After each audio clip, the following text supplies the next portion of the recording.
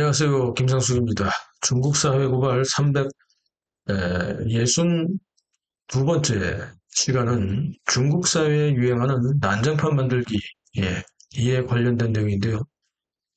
결과는 세상에서 가장 비싼 청소년의 방뇨 벌금형이 나왔습니다.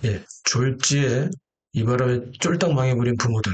도대체 어떤 내용인지 최근 중국 사회에 만연한 난장판 만들기 유행에 과연 경종을 울릴 수 있을지 한번 살펴보겠습니다.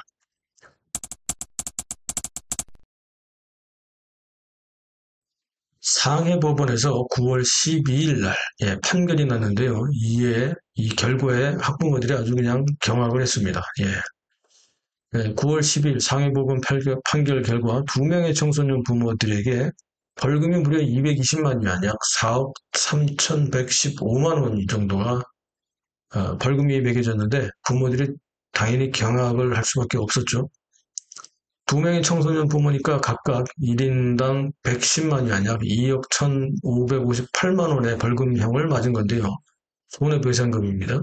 이 도대체 무슨 일이 벌어졌을까요?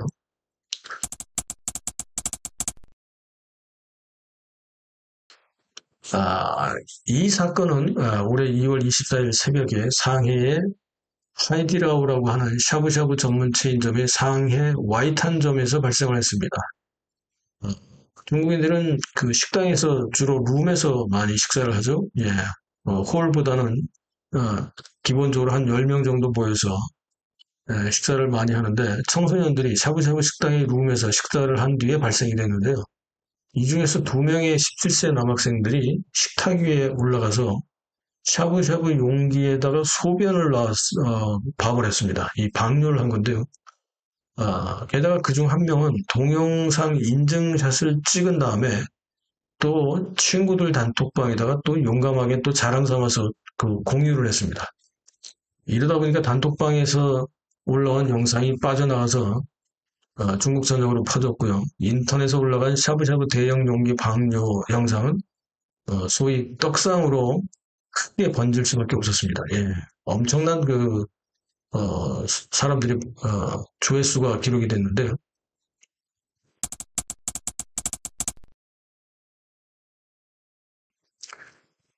인터넷 떡상 음식점 방류 사건. 이 사건을 이제 좀 짚어보겠습니다. 하이디라우 샤브샤브 본사는요, 이거를 나흘이나 지난 2월 28일 뒤늦게 인터넷을 보고 대형 사건이 터진 것을 알아챘습니다. 나흘이나 지난 뒤입니다. 계속해서 그럼 그 용기는 사용되고 있었다는 거죠. 하이디라오 샤브샤브 측에서는 소비자들 입방의 전 지점이 매출이 당연히 폭락할 수밖에 없었죠. 수많은 체인점 중에서 도대체 룸을 찍어놨기 때문에 체인점이니까 룸 안에 장식도 비슷하잖아요. 어딘지를 못 찾았다가 결국 하이디라오 본사가 찾아냈습니다.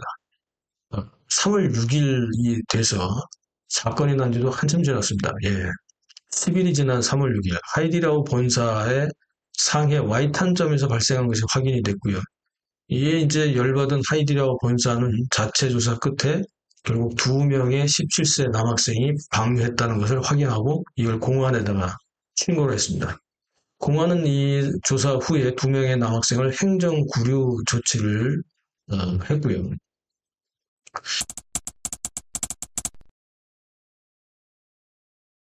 그렇다면 어떤 식으로 전개되는지 좀 살펴보겠습니다. 음식점 방류 사건의 반전이 일어났는데요.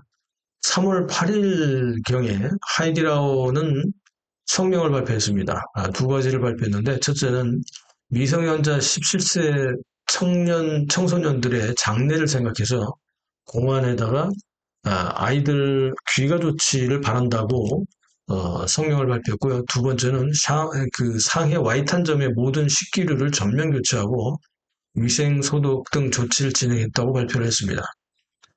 그러면서 하이디라오는 이번을 계기로 두 청소년들이 교훈이 되길 원한다, 바란다, 이렇게 성명서를 발표해서 끝내려고 했는데요.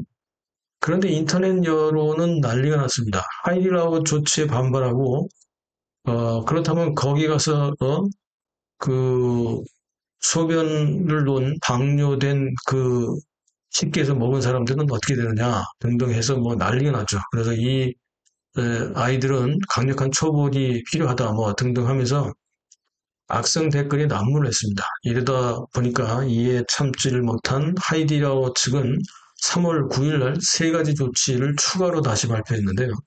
첫째는 이 사건과 관련해서 음해, 욕설이 난무하는데 이런 댓글에 대해서 법적인 조치를 하겠다고 경고를 했고요. 두 번째는 2월 24일부터 3월 9일 사이에 상해 와이탄점에서 식사한 고객에 대해서 전액 환불 조치를 하고 또 10배를 보상하겠다 이렇게 발표를 했습니다. 셋째는 2명의 방뇨 청소년에 대해서는 공안에다가 방면 조치를 요청했던 것을 철회하고 민사 책임 배상을 무는 고소를 하겠다 이렇게 발표가 됐습니다.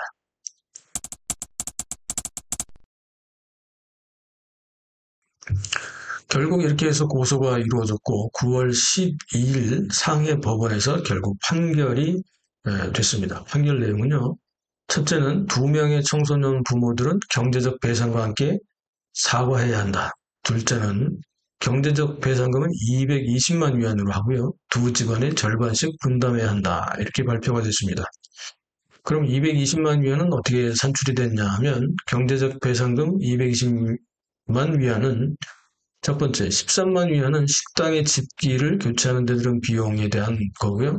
둘째는 식당에 대한 손해배상금 7만 위안, 그리고 나머지 세 번째 200만 위안은 식당이 4천여 명 고객들에게 배상한 비용을 부모들이 배상하라는 겁니다. 그래서 총 220만 위안이 된 거죠.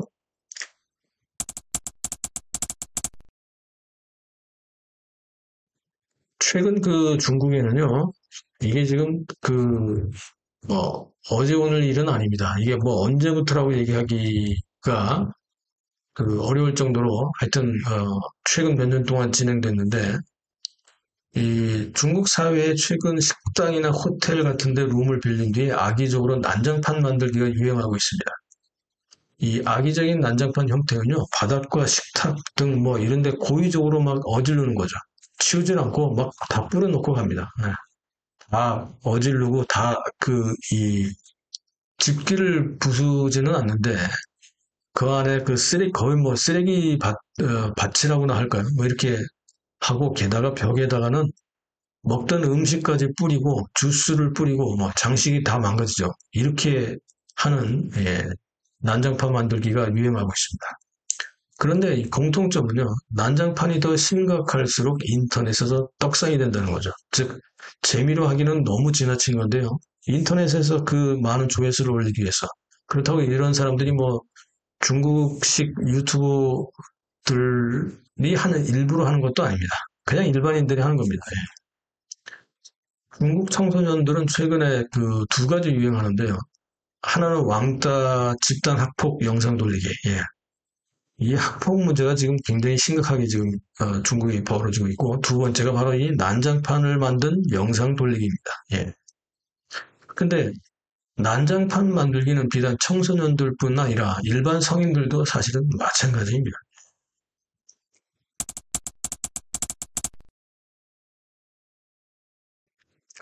중국은 이제 문화대혁명 이후로 사회 도덕관념이 무너졌다라고 일반적으로 얘기하잖아요. 그래서 그 세 가지 측면에서 보면 첫 번째는 홍색 혁명 귀족 계급과 관료 계급의 2세, 3세들의 일탈도 큰 문제가 되고 있죠. 두 번째는 중국 일반 성인들의 이기주의, 개인주의, 물질 만능주의, 과도한 특권주의, 권위주의 뭐 이런 것들이 또 난무하고 있고요. 그러다 보니까 세 번째는 청소년들도 중국의 무너진 학교 교육, 가정 교육, 또 사회 교육 이런 중국 청소년들의 과도한 일탈도 자연적으로 늘 수밖에 없습니다. 그러나 사실 이 본질적인 문제는 무너진 사회 질서와 교육 체계가 이 배경 뒤에는 애당심과 애국심을 강조하는 공산당이 자초한 것으로 볼 수 있습니다.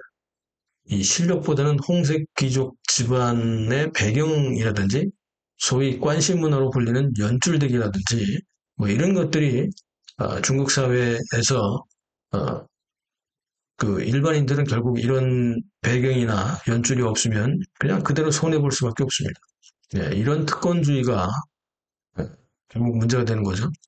보편적인 질서보다는 특정인에 기댄 권위와 특권의식, 그리고 중공의 집단부패의 끝은 과연 뭐가 될까요? 예, 공멸이죠, 공멸. 예. 중국인들조차도 참지 못해서 올리는 차이나 사회 고발 뉴스. 예. 어떻게 보셨습니까? 예. 시청해 주셔서 감사합니다.